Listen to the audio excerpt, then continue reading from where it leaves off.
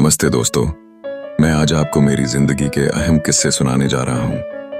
मेरे जन्म से लेकर आज तक मैंने क्या क्या किया और यहाँ तक मैं कैसे पहुंचा हूँ। चलो शुरू करते हैं। मेरा पूरा नाम अजय सिंह बिष्ट था।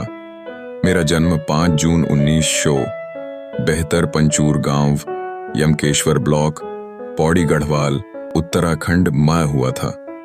तब यह उत्तर प्रदेश का हिस्सा था।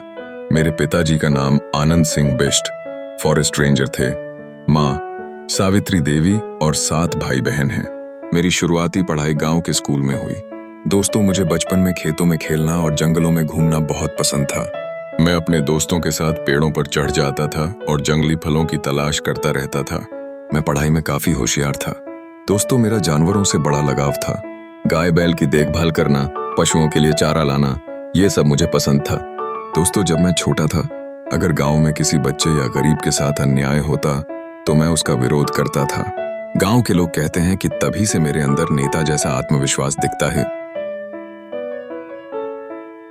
दोस्तों, मैंने हेमवती नंदन बहुगुणा गढ़वाल यूनिवर्सिटी से BSc विज्ञान की पढ़ाई की। पढ़ाई के दौरान ही सामाजिक और हिंदू संगठन से जुड़ाव हुआ और गोरखपुर के महंत वैद्यनाथ जी के संपर्क में आया। फिर मैं 1994 में घर छोड़कर गोरखपुर चला आया और संन्यास ले लिया। दोस्तों, 1994 में ही दीक्षा लेकर योगी आदित्यनाथ नाम मिला। दोस्तों, बात 2 दशक पहले की है। गोरखपुर शहर के मुख्य बाजार गोलघर में गोरखनाथ मंदिर से संचालित इंटर कॉलेज में पढ़ने 5 बार के विधायक वाले छात्र एक दुकान पर कपड़े खरीदने के लिए गए और उनका दुकानदार से विवाद हो गया। दुकानदार से झड़प हुई तो उसने रिवॉल्वर निकाल ली। 2 दिन बाद दुकानदार के खिलाफ कार्यवाही की मांग को लेकर मेरी अगवाई में छात्रों ने उप प्रदर्शन किया और मैं SSP आवास की दीवार पर भी चढ़ गया था। दोस्तों, गोरखपुर की राजनीति, मेरी यह धमाकेदार एंट्री थी। फिर मैं महंत अवैधनाथ के उत्तराधिकारी बना और गोरखनाथ मंदिर के महंत पद पर विराजमान हुआ। दोस्तों, अभी मैं अपनी राजनीति सफर के बारे में बताता हूं। 1998 में पहली बार गोरखपुर से सांसद बना। उस वक्त मैं केवल 26 साल का था। दोस्तों, उस समय का सबसे युवा सांसदों में से एक था। इसके बाद लगातार 1999, 2004, 2009 और 2014 में सांसद बना। फिर मैंने हिंदू युवा वाहिनी नामक संगठन बनाया जो पूर्वांचल में सक्रिय रहा। दोस्तों, 19 मार्च 2017 को पहली बार उत्तर प्रदेश का मुख्यमंत्री बना। दोस्तों, जब मैंने मुख्यमंत्री पद की शपथ ली तो पहला काम गायों के लिए गौशालाओं को दुरुस्त करने और आवारा पशुओं के लिए शरण स्थल बनाने का आदेश दिया। हाँ, ये मेरे हिंदुत्व और गाय आस्था से जुड़े भाव को दिखाता है। दोस्तों, अभी मैं मार्च 2017 में यूपी चुनाव के नतीजे के बारे में बताता हूँ। बीजेपी ने ऐतिहासिक जीत दर्ज की। 403 में से 312 सीटें जीती। दोस्तों, ये बीजेपी के इतिहास की सबसे बड़ी जीत थी। जनता ने जाति और क्षेत्रीय समीकरणों को किनारे कर दिया क्योंकि जनता बदलाव चाहती थी। दोस्तों, अब बात करते हैं मुख्यमंत्री पद की रेस में कौन कौन थे। मुझे तो पता ही नहीं था कि मैं मुख्यमंत्री बन जाऊंगा। दोस्तों, चुनाव के दौरान बीजेपी ने मुख्यमंत्री पद का चेहरा घोषित नहीं किया था। नतीजे आने के बाद कई नाम चर्चा में थे। मनोज सिन्हा, तब केंद्रीय मंत्री, केशव प्रसाद मौर्य, तब यूपी बीजेपी अध्यक्ष, श्रीकांत शर्मा, दिनेश शर्मा आदि।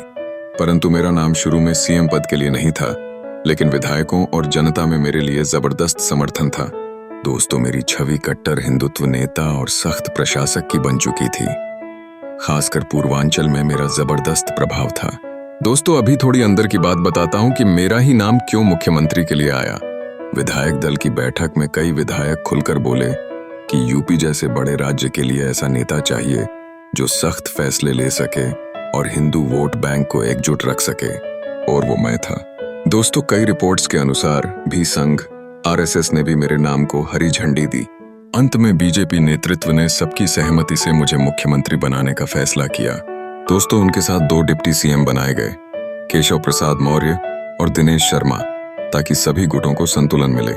दोस्तों, मैंने उत्तर प्रदेश में बहुत सारे काम किए, जिससे दोस्तों 2022 में फिर से प्रचंड बहुमत के साथ दूसरी बार मुख्यमंत्री बना। ऐसा करने वाला यूपी का मैं पहला CM हूँ जो लगातार 5 साल का कार्यकाल पूरा करके फिर से CM बना। दोस्तों, मैं कट्टर हिंदुत्व छवि के नेता में से एक नेता हूँ।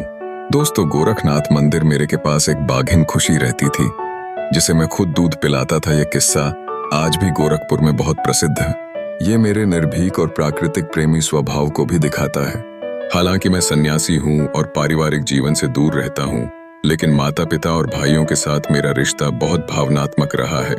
जब मेरे पिता का 2020 में देहांत हुआ, तब लॉकडाउन के कारण मैंने अंतिम संस्कार में शामिल नहीं होने का फैसला लिया और कहा, जो राष्ट्र धर्म है वही मेरे लिए सर्वप्रथम है। ये बात लोगों के दिल को छू गई। दोस्तों, अभी और आगे बढ़ते हैं और बात करते हैं गुंडागर्दी की। दोस्तों, उत्तर प्रदेश में पहले गुंडा राज बहुत चलता था। मैंने देखा कोई भी किसी की जमीन हड़प सकता है, तो मैंने सोचा ये सब खत्म होना चाहिए। जैसे ही मैं मुख्यमंत्री बना, सबसे पहले मैंने गुंडागर्दी पर कार्यवाही की। आज भी विकास और कानून व्यवस्था को लेकर मेरी सख्त कार्यशैली चर्चा में रहती है। सब बोलते हैं ना बुलडोजर बाबा। जो भी उत्तर प्रदेश में कानून को अपने हाथ लेना चाहेगा, उसको हम मिट्टी में मिला देंगे। पहले की सरकार माफिया को शरण देती थी, आज सरकार खत्म कर रही है गुंडा राज। दोस्तों, आज अपराधियों और माफियाओं के खिलाफ सख्त कार्रवाई की जाती है। दोस्तों, जब से मुख्यमंत्री बना हूं, बहुत तेजी से राज्य का विकास हुआ है। मैंने कई योजनाओं की शुरुआत की, उनकी चर्चा भी हम करेंगे। दोस्तों, मैंने हमेशा राम मंदिर आंदोलन और हिंदुत्व एजेंडे को मजबूत समर्थन दिया। हिंदुत्व को लेकर हमेशा लोगों को जागरूक किया। दोस्तों, सब लोग संसद में जब मैं भावुक हो गया था तो उसकी चर्चा बहुत होती है। आज मैं उसके बारे में आप लोगों को विस्तार से बताता हूँ। क्या हुआ था? दोस्तों, 2007 में मैं उस समय गोरखपुर से सांसद था। उत्तर प्रदेश में दंगों, सांप्रदायिक हिंसा और उनके खिलाफ दर्ज मुकदमों को लेकर मैं संसद में जानकारी देता रहता था। फिर क्या था, गुंडों को ये राज थोड़ी आता है। तब मुझे परेशान करना चालू कर दिया गया था। मुझ पर जानलेवा हमला किया गया। परंतु दोस्तों, जिसके साथ ऊपर वाला है, उसका कोई कुछ नहीं बिगाड़ सकता। इसलिए मैं संसद में जानकारी दे रहा था कि जो गोरखपुर में जनवरी 2007 में सांप्रदायिक हिंसा हुई थी, इसमें पुलिस ने मुझे गिरफ्तार कर लिया था। मुझ पर धारा 151 के तहत शांति भंग करने का आरोप लगा दिया गया और फिर NSA, राष्ट्रीय सुरक्षा अधिनियम भी लगाया गया। दोस्तों, जब मैं जेल से छूटा और संसद में गया तो मैंने लोकसभा में अपनी आपबीती सुनाई। मैंने बताया कि किस तरह पुलिस ने मेरे साथ और मेरे समर्थकों के साथ बर्ताव किया।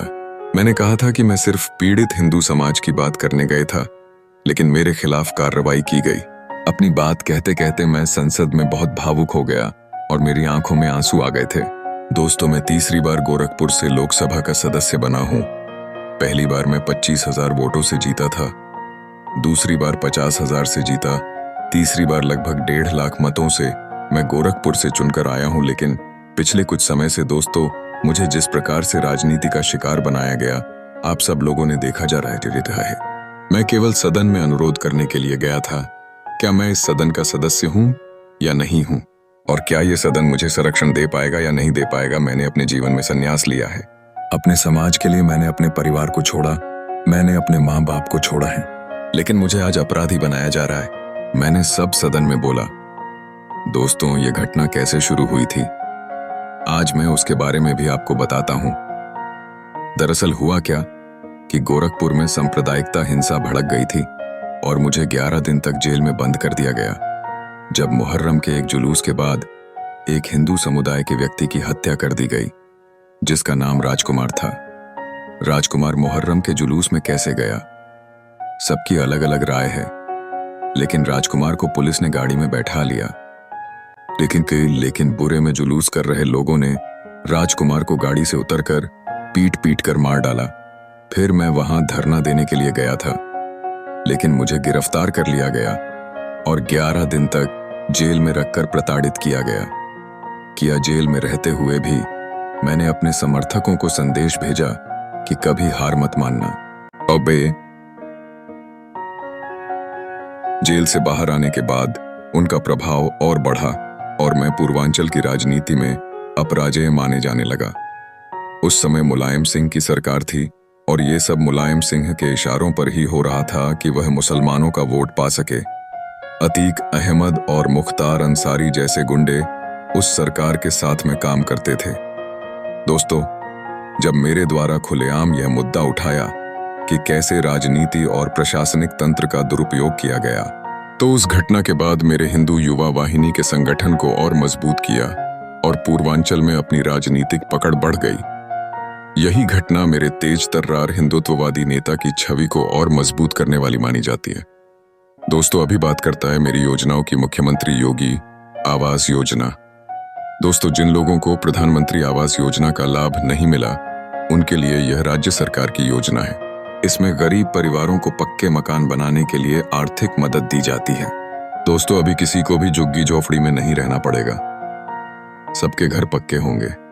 अभी बात करते हैं कन्या सुमंगल योजना। दोस्तों, बेटियों के जन्म से लेकर पढ़ाई तक की सहायता के लिए बनाई गई योजना है। इसमें बेटी के जन्म पर, स्कूल में दाखिले पर और 10वीं 12वीं पास करने पर किस्तों में पैसा मिलता है। दोस्तों, उद्देश्य बालिका शिक्षा को बढ़ावा देना और भ्रूण हत्या रोकना है। उसके बाद बात करते हैं यूपी फ्री टैबलेट स्मार्टफोन योजना। दोस्तों, युवाओं को पढ़ाई में डिजिटल सुविधा मिले, इसके लिए मुफ्त टैबलेट और स्मार्टफोन बांटे जा रहे हैं।